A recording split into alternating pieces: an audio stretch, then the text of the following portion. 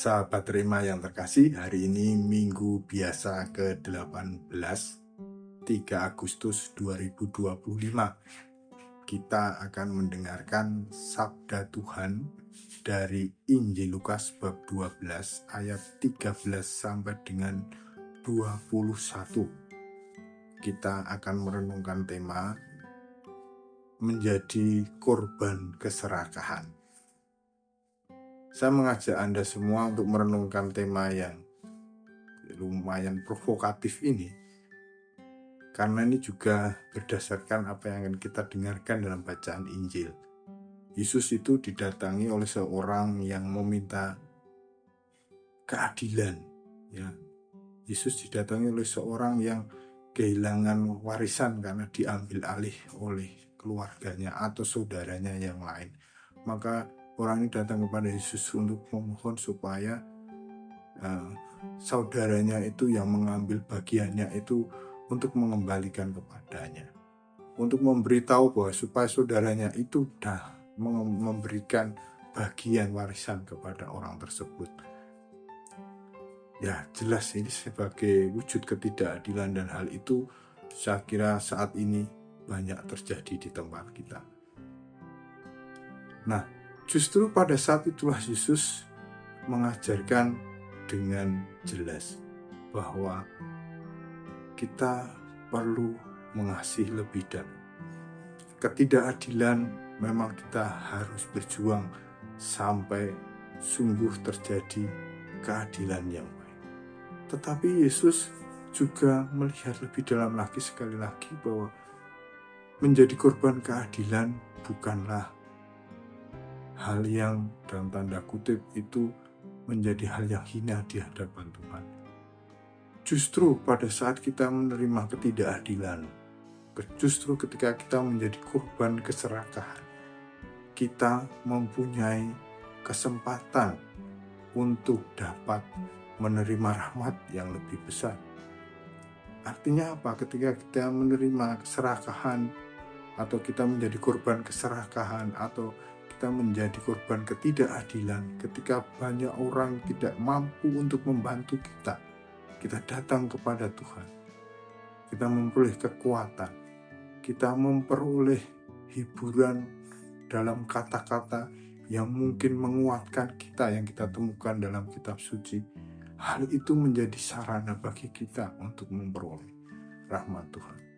Mungkin kemudian kita menjadi seorang yang lebih mampu mengasihi, dan itu pula yang dikatakan oleh Yesus dengan jelas, kasihilah musuhmu, doakanlah mereka yang menganiaya kamu.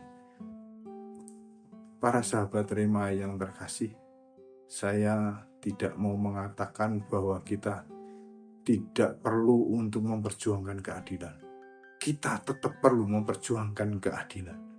Kita berusaha bahwa setiap pribadi itu perlu dihormati dengan layak, dan juga memperoleh haknya secara normal, hak-haknya secara baik pula. Tetapi seringkali ketidakadilan ada. Ketika kita tidak kuasa lagi, maka Allah perlu bertindak. Dalam arti tertentu, kita datang kepadanya.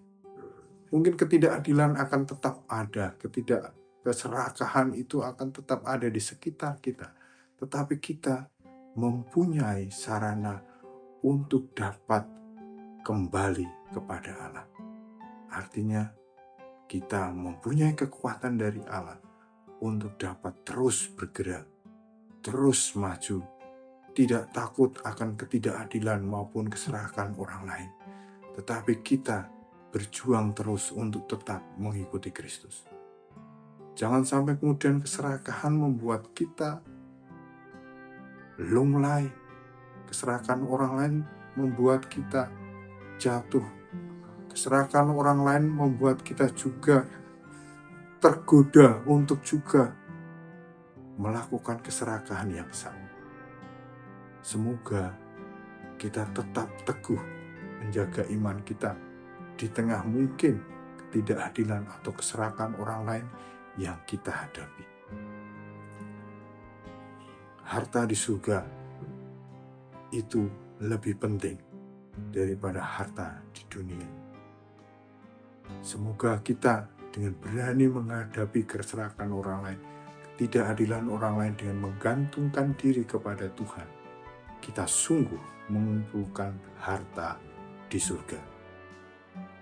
Semoga keluarga Kudus Nazaret memberkati Anda. Semoga Allah yang Maha Kuasa memberkati saudara, Bapa dan Putra dan Roh Kudus. Amin.